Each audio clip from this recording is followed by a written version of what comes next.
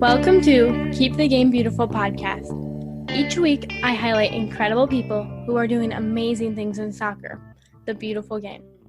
I'm Anna Terry, your host. Thank you for listening. Today, I talk to Terry Vaughn. Terry has Huntington's disease. HD affects his memory, speech, and cognitive abilities. There was a few times that Kim jumped in to help, but I could tell he remembered them instantly. Sometimes you would also hear my dad pitch in a little bit. This is one of the few times you'll probably hear his voice, and I just wanted to take a second and thank him for doing everything to make this podcast what it is. This is my first face-to-face interview, so the audio might sound or feel a little different. Now, unfortunately, when we first started recording, the recorder wasn't on, but we were able to start over, and Terry gave similar answers to what he said before, which was pretty great. On November 2nd, I will be participating in the Huntington's Disease Walk. This is a great way to support Terry and other patients affected by HD. I encourage you to donate. I met Terry at the Terry Vaughn Referee Academy in Des Moines, Iowa this spring. When I introduced myself, he got a big smile and thanked me for coming. He didn't have many words that day, but I could tell he was excited to meet and support a young youth referee. He has a true joy for the game. Terry officiated between 1987, retiring in 2012. After earning his FIFA badge, he would officiate CONCACAF matches and the FIFA U20 World Cup. He worked over 250 MLS games. Both the United States Soccer and the AYSO College Officiating Organization have named awards in his honor. About a month ago, we invited the Vaughns to join our AYSO VIP Adaptive and Inclusive Soccer program for an outing at the Co-College Women's Soccer match. When he first got to the field, he found the referees immediately and started to visit with them. Through the match, he would offer myself and our players little tips on how to officiate or show photo memories on his phone. I am so lucky to spend today with the Vaughns. I look forward to getting to know Terry better today and excited to know that he is always supporting me when I'm on the pitch. This podcast is Keep the Game Beautiful. Each week, I start with the same few questions. So first, what does the beautiful game mean to you? When everybody's playing fairly, fair play is nice to have. All the people, when they're able to show off all their skills. Mm-hmm. What are some actions or things you do to keep the game beautiful? I help with setting up some of the clinics and actually making sure that it's going to be people can get seen by the right people. Mm-hmm. How do you encourage others to keep the game beautiful? It's make sure that everybody's protected and stay fair. Mm-hmm. That every decision a referee makes affects either the game gonna get out of control or it's gonna stay even and fair, and then fair play. You are one of the most known and respected officials in soccer. What did you do as a referee to earn this reputation? I worked very hard to always put myself in a position where it's not me that's making the mistake. It's like, for instance, staying in shape. uh, other things like knowing the laws of the game. When you did make a mistake, how did you get past that? That's a very big thing that people that you have to be able to do, because I think they say we make 95% of our calls are right and only 5% are wrong. The idea is to make sure that 5% aren't big ones. That sounds a little bit like what Christina Uncle had said, right? You can have 89 minutes, you do everything right, but that 1 minute, if you have that 1 minute of not doing things right at the wrong time. Yeah, I agree with that. Can you tell me about why you decided to be a referee? My mom told me I had to have a job, and I didn't want to flip burgers. So I was playing soccer, and somebody said, "Hey, you can." It was at the time when I was city kickers, and so I played on Saturday and refed on Sunday. So that's how I got into it. Terry, how many games would you do in a week? Would you like to just do one or two, or as many as you could on a Sunday?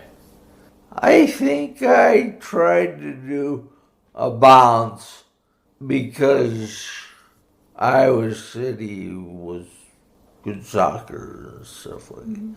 But a fair balance, I think, would be the answer to that. That sounds a lot like what I do now.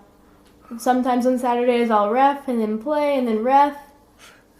Keep going. I know you and Kim went to school about 15 minutes away from here. Was it tough to be a referee and live in Iowa? Yes, it is. No, what it does is it allowed me to. I had to do some resources to go to different places, but it allowed me to bring back information that I was getting from the Federation and Chicago refs and Minneapolis refs, St. Louis too. But yeah, that's how I gave back. Did you ever think you might need to move out of Iowa? I always thought St. Louis would be a better place, but my wife didn't think that was good. You should want to go on that one. No, I'm not going to say anything. As you worked higher level games, who were your biggest role models? Herb Silva was the guy that got me seen by others. Essie was one of the guys that I got to go to the U20 World Cup, and Paul Tamburino, when I went full time, was one of our coaches, and so did I say Brian? He was a good one too. So all those people helped. What did they do to encourage you? Try to put no pressure and nah. Learn from mistake to mistake and make sure you're doing that. Just because you make one foul in a game, don't make it ruin the rest of your games. Mm-hmm. Is there one particular game that you will always remember?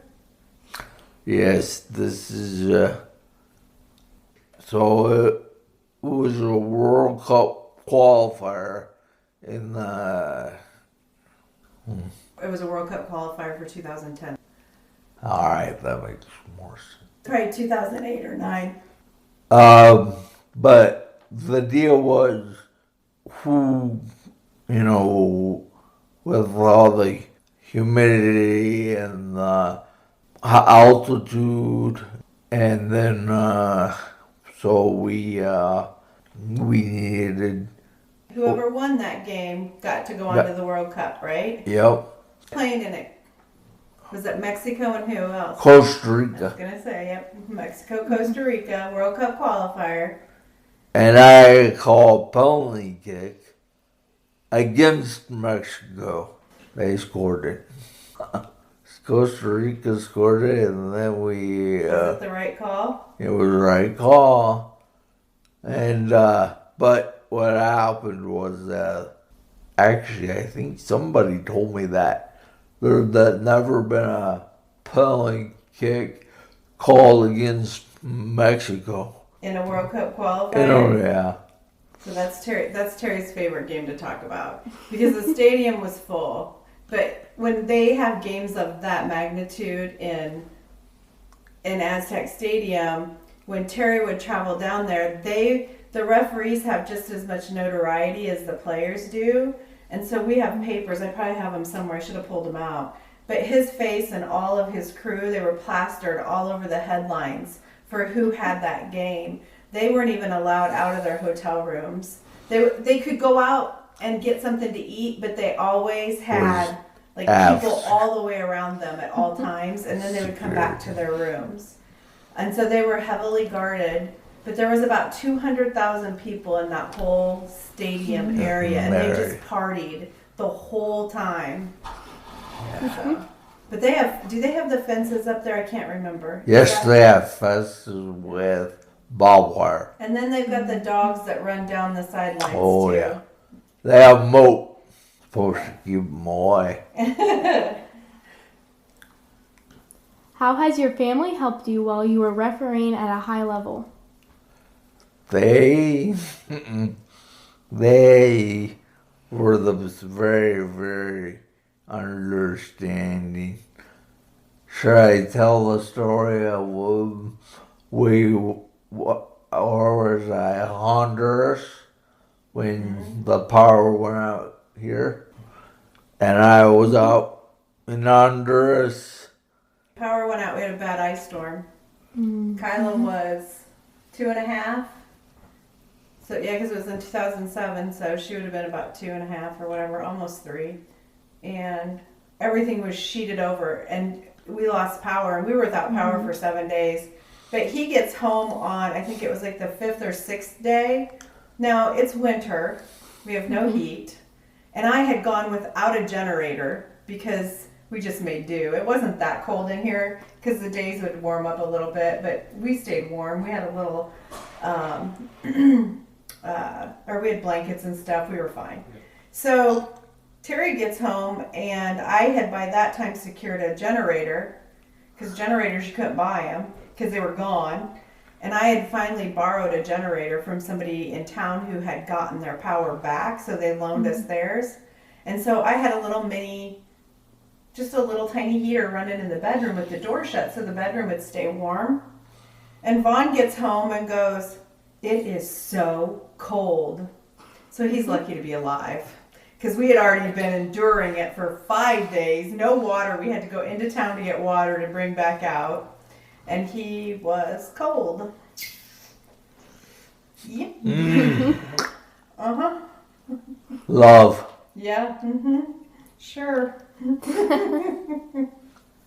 What are you shaking your head That's over? not love. That's like...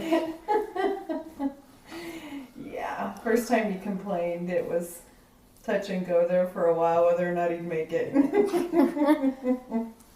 You know, were you ever able to travel to games or? I went to like Chicago, Kansas City. I went to a lot of those games. But I'm not a big traveler. But FIFA doesn't allow spouses to travel. You could have traveled in like a couple days before or after, whatever, but I'm not a big traveler. But like Chicago, I loved going into Chicago, or even Kansas City. We always had a really good time going into those spots. And They've changed things now. Yeah, so I was supposed to go when he did the U.S.-China game in Minneapolis when Mia Hamm scored her 100th goal. I was supposed to go with him to watch that game, but I can't something happened that I ended up not able to go to that game. But he was on that game when she scored that. But it was just like an international friendly or whatever. Yeah. It was just a fun game. I have heard stories about you coming home and officiating for AYSO or high school games. Do any special memories stand out? My daughter? I knew this one was coming. I called my own handball. That's what I was going to say.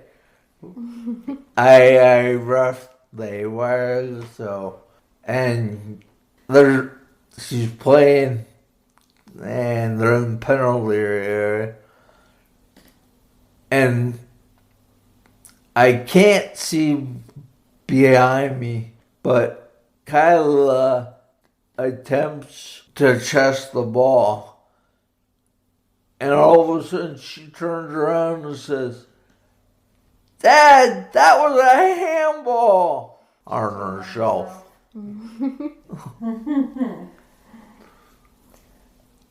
Well, and I can remember someone saying that they were in the stands watching you ref, and all the other parents were going, "Who is this guy? He doesn't know anything. We don't see him." I've heard that one very many times too. That's true.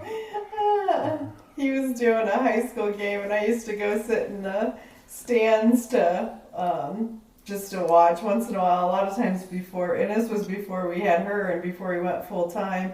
And they'd be like, "Who is this guy?" And you'd hear all these comments. It was just hysterical. Sometimes it was really funny. Yep, exactly. What did you look for in promising referees? Actually, fitness, attitude, and you gotta look the part.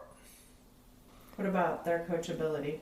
Coachability, yeah. Because when you would mentor at Rockford, there was a lot of kids that weren't open to feedback, and they immediately went where? To the bottom of the list when it came time for selection for nationals. Yep. What did you try to help the referees with the most? Working with their foul recognition, managing the game. Do you still watch games today? Yep, still watch days. What does it mean to you when you see referees on the field or on the TV that say you helped them succeed? That's humbling. Terry, who are some of the people that you recognize on games? Kevin Stott. He was a FIFA dude before you were. What's that? I said he was a FIFA dude though before you. Yeah. What about some of the young guys that you've mentored? What about Penzo? Yep. Penzo and his wife. Oh, Ishmael. Yeah. Florida. Oh, Ishmael? Ishmael. Yeah. But what about Fotis? Fotis from... Yeah. Minnesota. Yeah. Trying to think some of the other guys that are on. Corey Parker, you worked with him. Oh, yeah. Parker was a very good guy. Oh, yeah, I think my early crews. Eric. Is there Bogadi? Is it Bogadi? Alex Bruce. Alex Bruce doesn't work in the league anymore, guy. He used to. Yep, I know Corey Rockwell is one. Anna sends questions to. He's such a good guy. Oh my gosh, he's a good guy. He's one of our top. Terry, who's the other guy? See, there's Rockwell. Lowry. Lowry doesn't. It's not in the league anymore. How did you decide to start the referee academy in Iowa? Well, what happened was we had a big uprising going on with nobody coming to our academies. And so what I did is I Not your academies, your trainings that you would have, right? yeah, that's what I Yeah. said. So then what I was saying is they pick nobody was coming to the academy. So we said we were gonna take it over and make sure one step at a time. And I promised to bring back guys like all of our other speakers that When Iowa would have training classes or whatever, they didn't have folks that would come at all to those training classes. They were pretty dry, to say the least. So Terry and a couple of the guys got together and decided that they were going to do an academy, and that they wanted some of these guys that were at the higher levels to come into Iowa and be able to speak and see if they could draw more people into those. And I'm not sure what year the very first one was. How many years has it been this year? Has it been 18? No, the upcoming one will be the 18th. It'll be the 18th of 18 one. now. So the first one had Michael Kennedy and Ricardo Salazar. And if you know either one of those guys, oh my gosh, they're both crazy, especially Ricardo. But Michael Kennedy he's probably about as tall as you are. He's not very tall at all. And he's from Chicago. And so both of these guys were in Chicago. And so we knew that we could bring them in. They would drive in. It wasn't going to cost very much. The first year they gave them t-shirts and fed them, all for free if they came in. And I don't even know how many guys showed up that first day, but we had it out at 42nd Street at Edgewood at Transamerica. We could rent the auditorium there, and we could fit them all in there, and it's not very big. But these guys, Michael Kennedy he's not very tall, and so in order to be able to speak and see everybody, he actually got up and stood on a table, and it was like he was preaching to the masses. But he had everybody's attention. I mean, it was a pretty cool thing. So anyway, but that was the guys decided they needed a way to be able to not only train, but try and recruit new referees coming in, make it a fun event. Yeah, that's where it the could kicker. be not just Sit down, take it. and take notes, but it could actually be something that was entertaining. I mean, these guys, if they're going to go to a clinic all day, they don't want to just sit and listen to somebody mumbling on.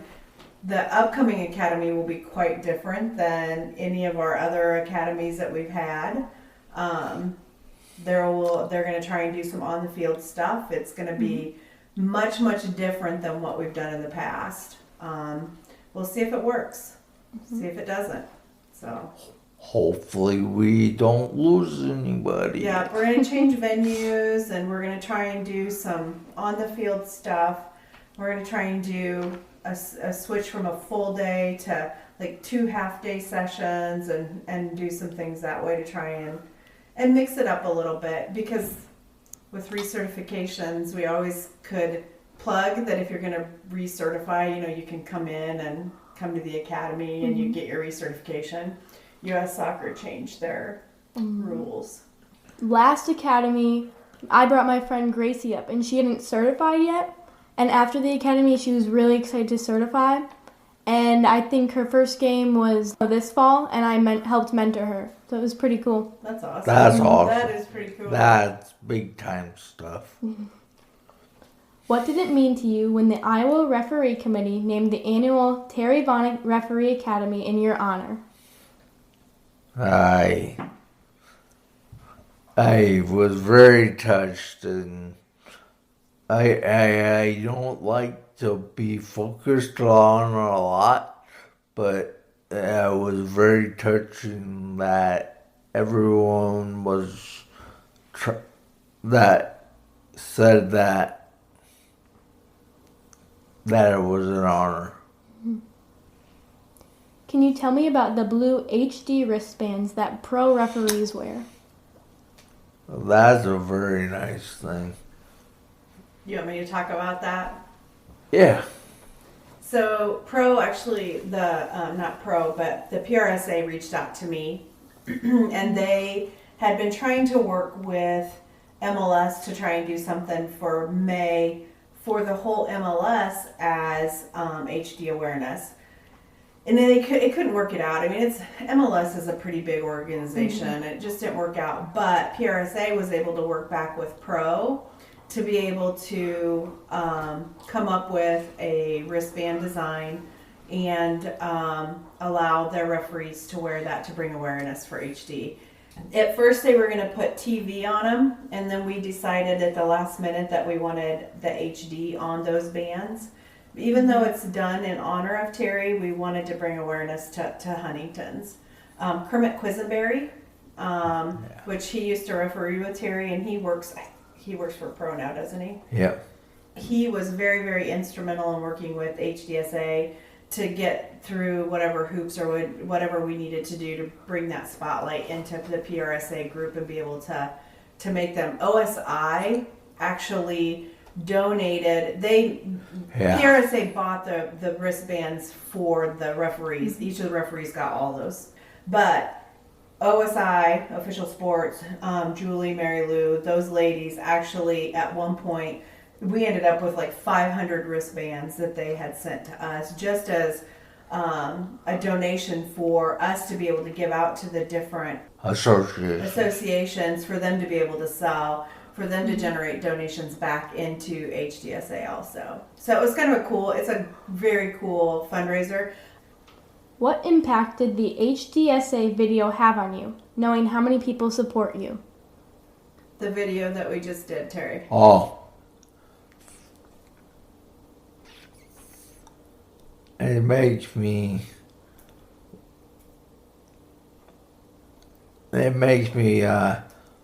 see a program what they made for me. It was very touching and exciting at the same time. I really appreciated all the work towards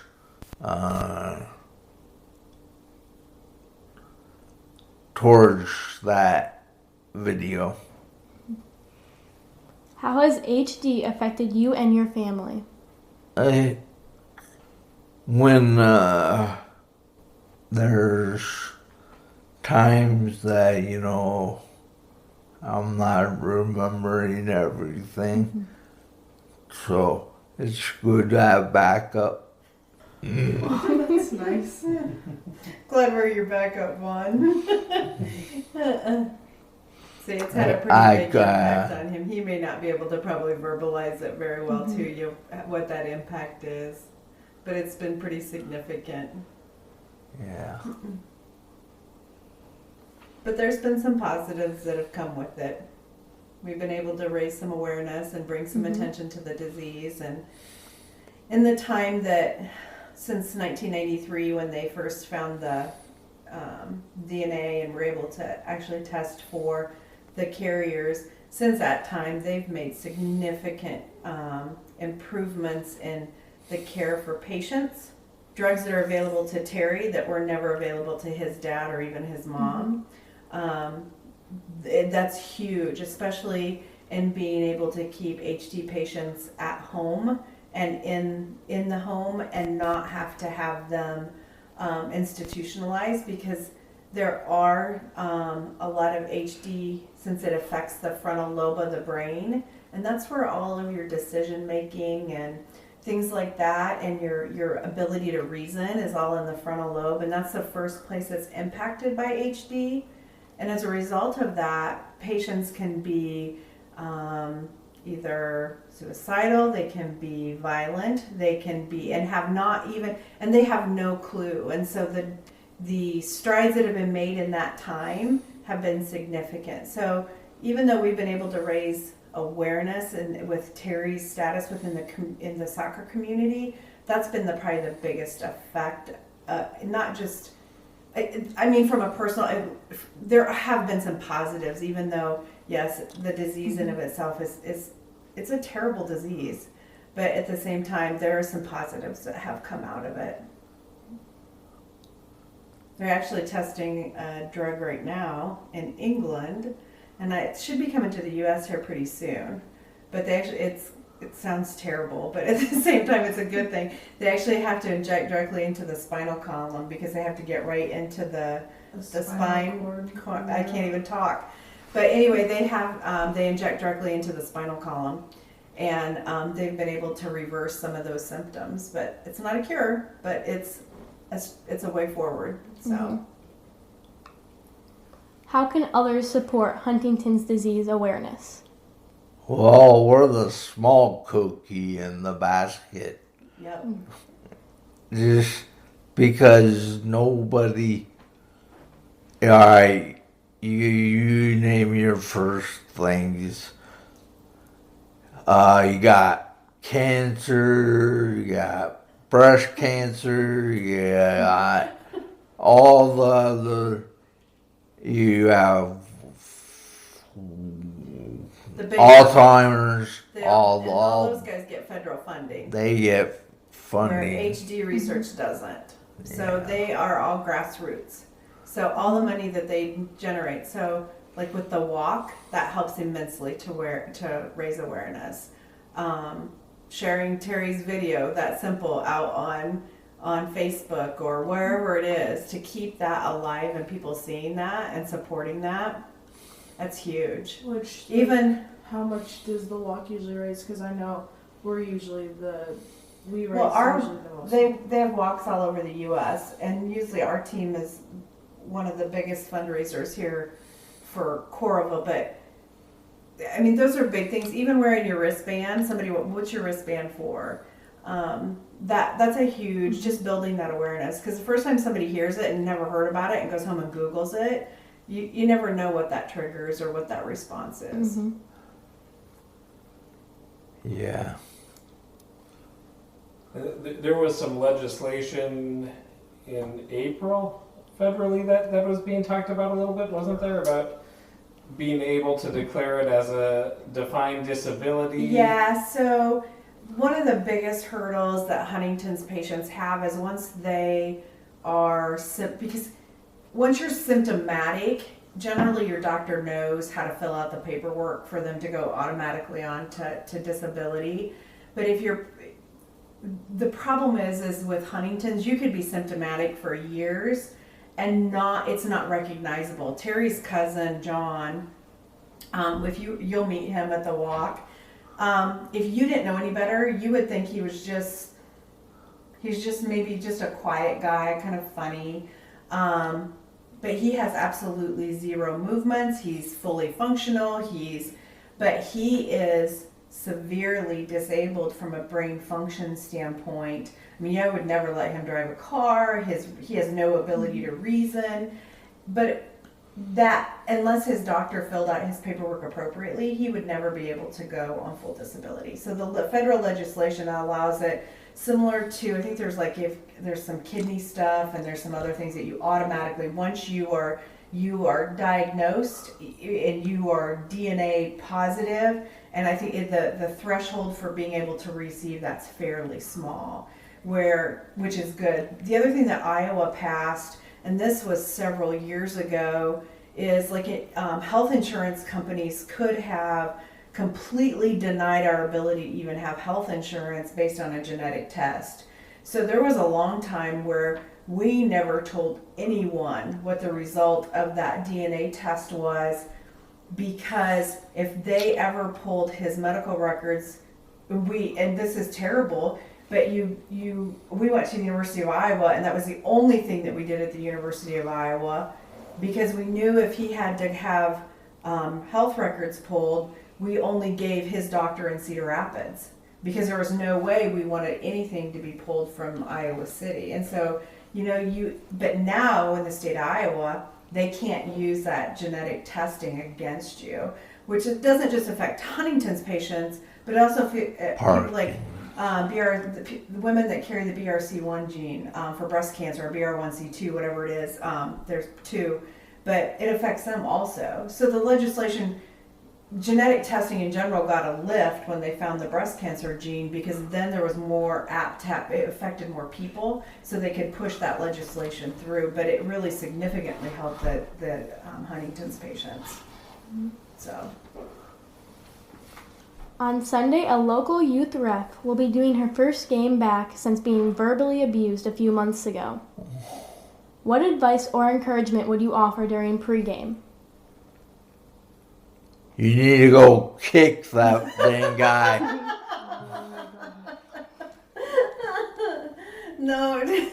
All right. A little bit of humor. Yeah, you gotta make them feel safe, and AYSO is good about it, about that, going over and doing the safeties first and free play.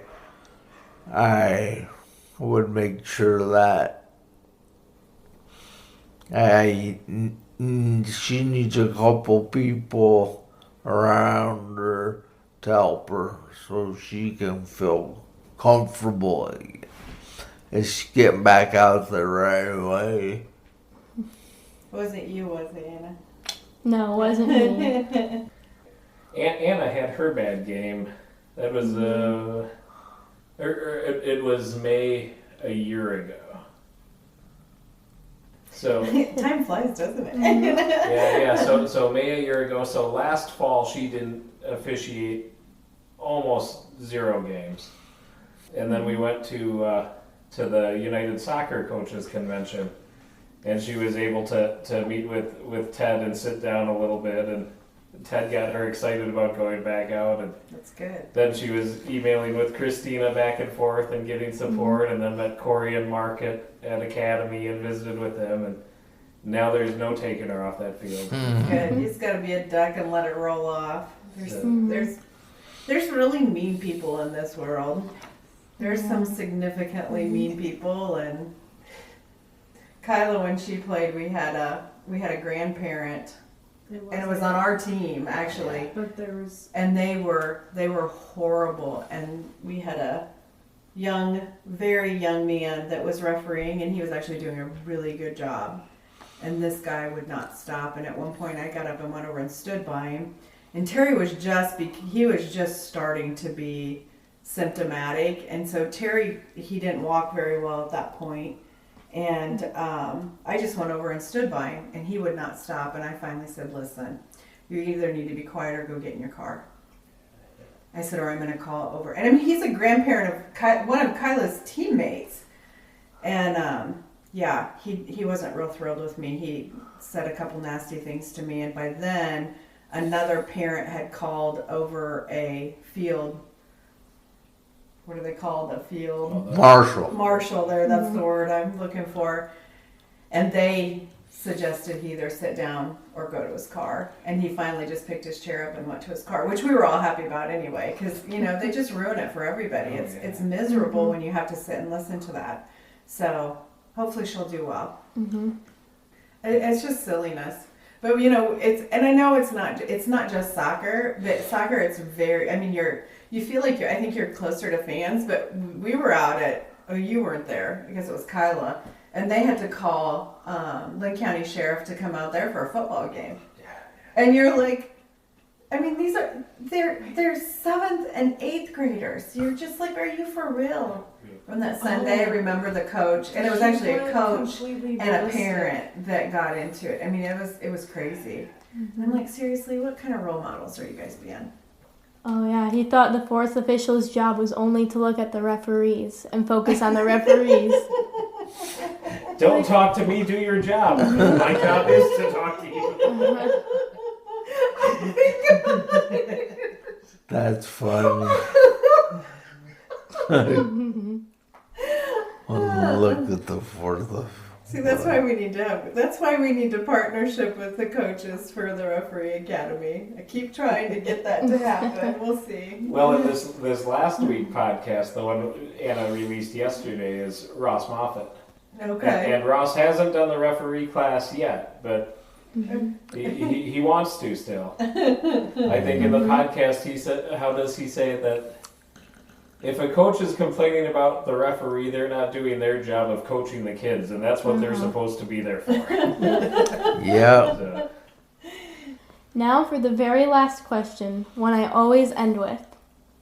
What do you hope people remember about your impact to soccer and the world? I always gave my 100% and the game I love to just play. Thank you for giving me your time, Terry. No problem. You did a good job. Thank you. You did too. I am very lucky that I know such great people. I'm excited that as I get better and better at refereeing, I know that Kim and Terry will always support me.